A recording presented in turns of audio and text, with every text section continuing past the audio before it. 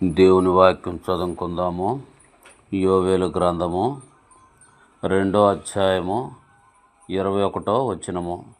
దేశమా భయపడక సంతోషించి గంతులు వేయము, యెహోవా గొప్ప కార్యములు చేయును. చాలు. కాబట్టి యోవేలు కాలంలో యోవేలు భక్తుడితో దేశాన్ని దేవుడు ఓదారుస్తున్నాడు.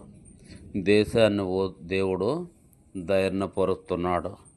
యోవేలు కాలంలో వర్షాలు కురవలేదు, పంటలు పండలేదు, దేశం ఎంతో హీనదశలో ఉంటూ వచ్చింది. అయితే ఈ దినాన మనం చూసినట్లయితే ఎక్కడ పడితే అక్కడ మోటార్లు, ఇంజన్లు మనం చూస్తున్నాం. భూమిలో నుంచి నీళ్ళు తోడుకొని పంటలు పండించుకుంటున్నాం. వాన ఎప్పుడు పడినా పర్వాలేదు, మనమైతే మోటార్లో నుంచి నీళ్ళు తోడుకొని వాడుకుంటున్నాం.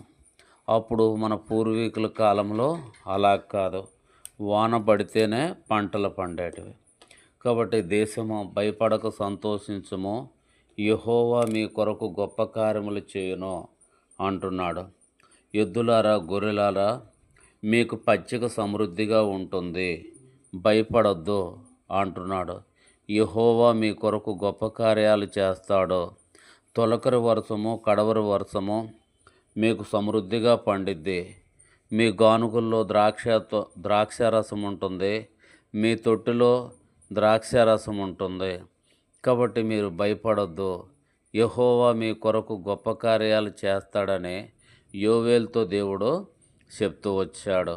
ఆ ప్రకారంగా దేవుడు కడవరి వర్షము, తొలకరి వర్షము వాళ్ళకిచ్చి దేశంలో పంటలు సమృద్ధిగా పండునట్లు దేవుడు చేస్తూ వచ్చాడు. కాబట్టి ఆనాడున్న దేవుడే ఈనాడు మనతో ఉన్నాడు. మనకి, మన బిడ్డలకి ఎన్నో దీవెనలు దేవుడు కుమ్మరిస్తాడు. మన కొరకు ప్రాణం పెట్టి రక్తం కార్చి మనల్ని ప్రేమతో రక్షించుకున్న దేవుడు మనల్ని అన్ని విషయంలో దీవిస్తాడు. మనకు మంచి ఆరోగ్యాలు ఇస్తాడు, ఆయుష్ ఇస్తాడు, ఐశ్వర్యం ఇస్తాడు, పరిశుద్ధత ఇస్తాడు. ఈ లోకములో ఉల్లాసముతో మనల్ని నింపుతాడు.